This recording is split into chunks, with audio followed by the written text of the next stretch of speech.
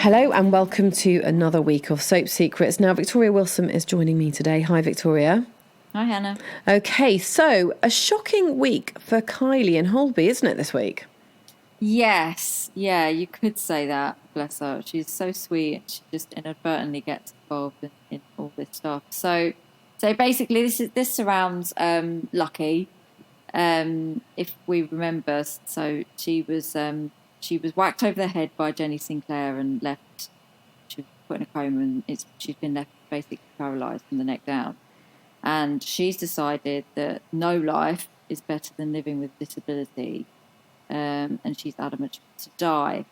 So, having been left distraught by the sight of herself in a wheelchair last week, basically Lucky took her out for a walk, bless her, and took photos. Lucky did not like the photos, let's just say.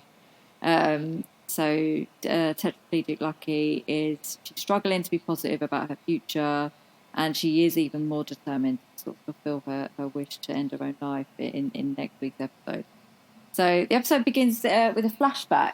It's a flashback of sorts, and we see an able-bodied Lucky. So in real life, she's in the hospital bed, but here we see Lucky sort of back to her old self, if you like. She's counselling a patient, Alex, from a nearby hospital. It turns out Alex is paraplegic, so he's paralysed from the waist down, and he makes it clear that to Lucky that he wants to die. So back in the present, a bedbound Lucky is sort of desperate to forge ahead with her sort of plan to end her own life, and she cunningly gets Kylie to help. So basically, we see Lucky being given pain medication, but she sort of surreptitiously sends that nurse away before they have a chance to update her note. When Kylie turns up, Lucky sort of lies that, I don't think I've been given my medication. So obviously, always happy to help. Kylie unwittingly gives her more, and Lucky goes to full-on cardiac arrest. Now, obviously, this is all part of Lucky's plan.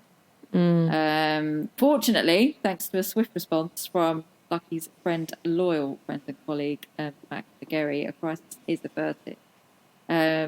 So no harm done. Well, we're in Lucky's mindset. She has got the result she wanted.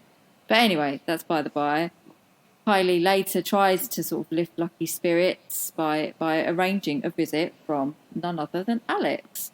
They talk, and Alex, it turns out, has got sort of lots going on in his life now, despite being in a wheelchair. So they talk, and I guess the question is, will his visit make Lucky realise life is worth it?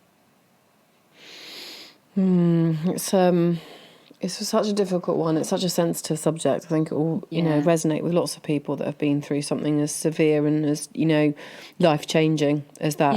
Yeah, we get a real sense of Lucky's desperation in this episode, and I suppose it's really important for a show like Holby, though, to highlight that there can be life after trauma. Yeah, and that it's a phase. It's something you can get through the other side.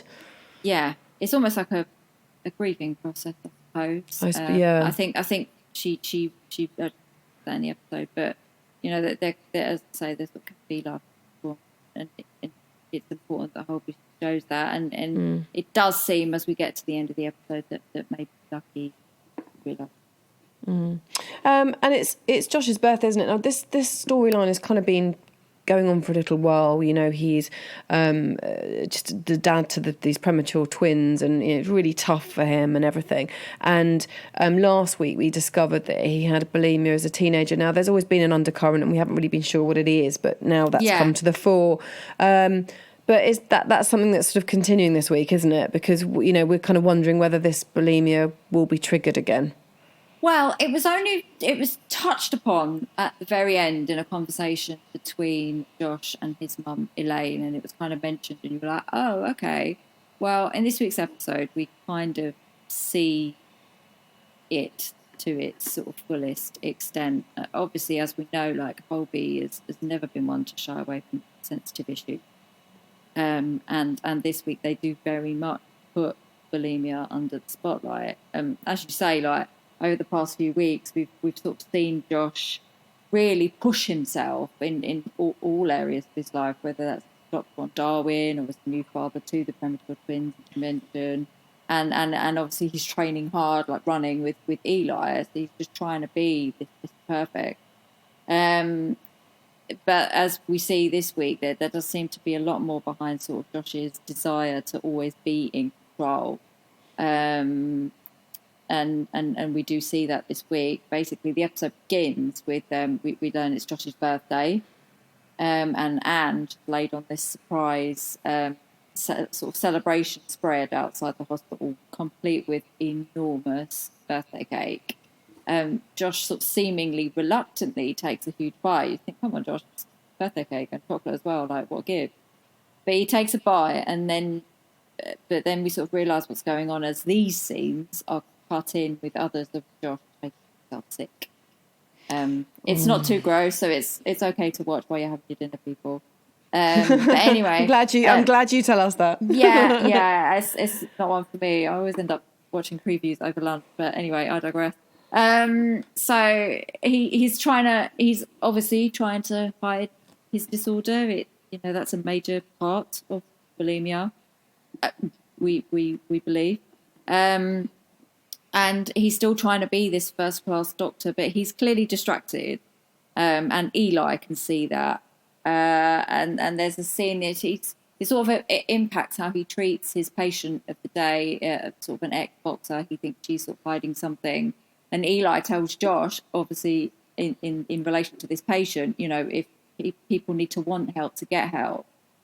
And that obviously kind of resonates with Josh. So you're sort of left wondering, will he reach out for help? Will he reach out to someone for help? It's again another storyline that again you sort of stereotypically you assume you kind of put it with women, don't you? But of course, it's not. It affects everybody. So again, a good subject area and dealing with it from a slightly different viewpoint. Yeah, I mean, when you see bulimia on TV, it is often portrayed, as you say, like as an illness sort of suffered largely by teen girls, I guess. Not strong, athletic men like Josh. So it's really interesting they are taking that stance with it. So Holby should definitely be applauded for taking that unique stance. And definitely. And on this, it is a debilitating, largely misunderstood illness. So it's a really interesting story. And also, of course, we've talked about Oliver, haven't we? He's back, and we know that he's not quite all he's cracked up to be. And this week we see Hanson setting him a bit of a challenge, and I suppose the question here is not if he'll be rumbled, but when he'll be rumbled. Yeah. So, Ollie's kind of struggling. He's been set a diagnostic task set by Hanson. He just wants to prove his worth, really. He is a brilliant doctor, but he's been left with this brain injury after being shot by his son. So he's kind of frustrated with what sort of seems like a really easy challenge. So Russ, obviously the guy that brought him into Holby to be mentored by Hanson, he kind of seeks out Hanson to find out why he's not pushing him when Ollie's clearly more capable. This sort of storyline then segues into Russ finding Hanson in the store cupboard, and they kind of both get locked in. And there's a typical thing when people get locked in, they really bond, and things are discovered about the other person, all of that. And we definitely find that here. Hanson is really saddened to learn that Russ is actually in counselling following the death of his partner, and it almost becomes like a counselling session. They're stuck in the store cupboard trying to get out. So obviously then we sort of cut back to Ollie, and he gets acquainted with Director of Nursing Madge Britton. Basically there's a presentation that Hanson is supposed to be hosting whilst he's stuck in the cupboard, and Ollie ends up hosting the whole thing.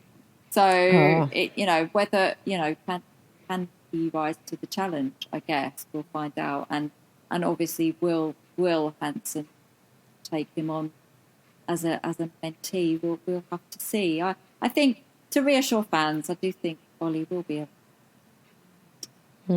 And she's in the know, so there you go. Well, thank you very much for that, Victoria. Lots going on in the soap dramas, and we'll be back next week to talk some more about them with some more gossip. We'll see you then.